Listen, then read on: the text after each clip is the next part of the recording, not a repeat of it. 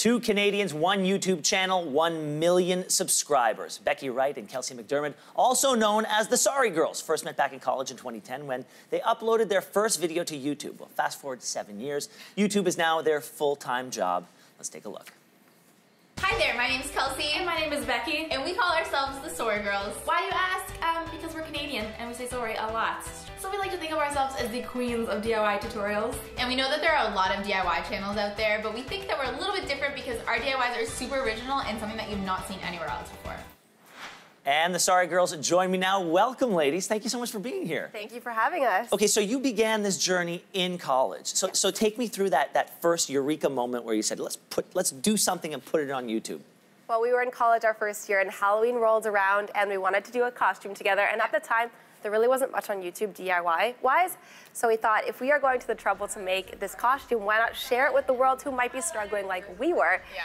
And clearly there was an audience for that. Okay, so I've got to ask, you go to college, there's no way you go to college with being a YouTube star in mind. So when you went to school, what did you think you were going to be doing with your future?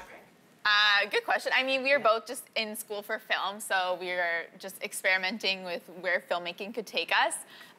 Little did we know it would be YouTube, which, like, it totally overlaps, so that worked out, but yeah. And how'd you break it to your parents? Well, it was a slow process, yeah. right? It started out as just like a hobby and these videos that we would post, and I was like, Mom, look, we made 13 cents today, and she's like, please don't drop out of college. But yeah, it just kind of grew and grew. So what was the tipping point for you when you decided to take the plunge and make it a full-time thing?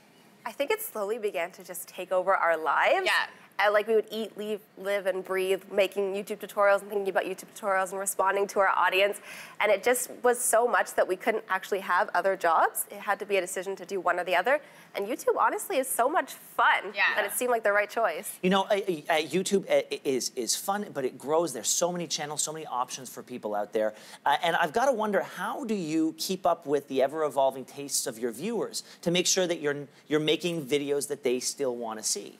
It's a bit of give and take because we want to create content that we're excited about. So we've just kind of like, we've grown up with our audience, you know, college to buying houses and getting married.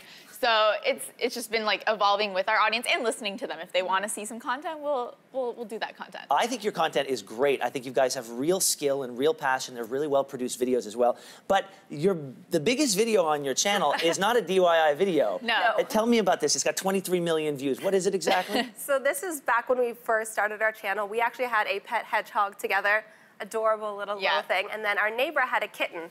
So we had them meet and film the meeting, and it was super cute. We put it online, and obviously cute does well on the internet. Yeah, it does do it went like, it blew up. It got like 7 million views in one day, which was crazy, because this is a long time ago too, when there was a smaller like audience on YouTube.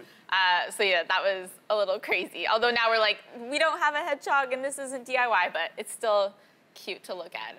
If this segment was called How to Make It on YouTube, what would be some of your the challenges that you've recognized that are sort of universal for anybody who's trying to jump into that world, and what are some of the keys to success? I would say the biggest thing is to have passion, to really be excited about what you're doing, because as much as YouTube seems like a lot of fun, it's a lot of hard work. Yeah. And there was several years where we weren't making money and it was just for fun. So if we weren't passionate, we would not have made it to where we are today. Yeah.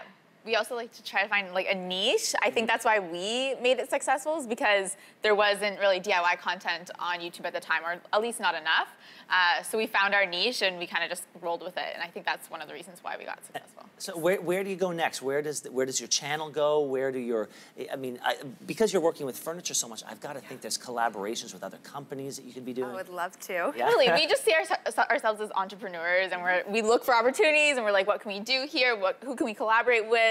You know, what show can we come on in the morning? Yeah, we're just trying to grow and make the most of it. Reach 2 million subscribers. Yeah, and continuing to listen to our audience and making what they want to see is really what's keeping us growing. Well, one thing that I think is clear to anybody watching right now is you have passion for what you do, excitement for what you do, and I think that's probably the most vital of ingredients. So congratulations to both of you. Come on back when you do hit 2 million views. Yes, we will. Yeah, we'll do a whole segment together. Congratulations, Perfect. and thank you for coming by the show.